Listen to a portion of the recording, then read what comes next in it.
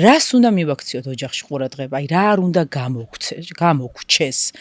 რა უბიძგებს მოზარდს გარდა გარემოსი თუ სამეგობროსი, რომ გახდეს რაღაცაზე თანადამოკიდებული. პირველი არის, რასაც კი პირველს ვამბობ ხოლმე, რომ აი რაღაც მშობლებს მაგას ვეუბნები. მე თვითონაც მშობელი ვარ, ან ჩვენ არ უნდა პირველი არ უნდა გვეშინოდეს.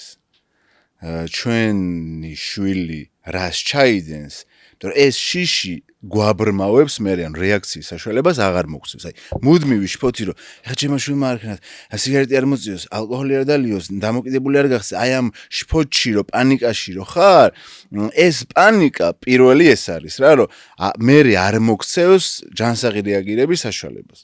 ეხლა ამას რატო ვამბობ? ჩვენ 100%-იანი კონტროლი ჩვენ შვილებზე ვერაზოს ვერ გვექნება. ეს ილუზიაა რა, რომ ეხლა რა უნდა გააკეთო.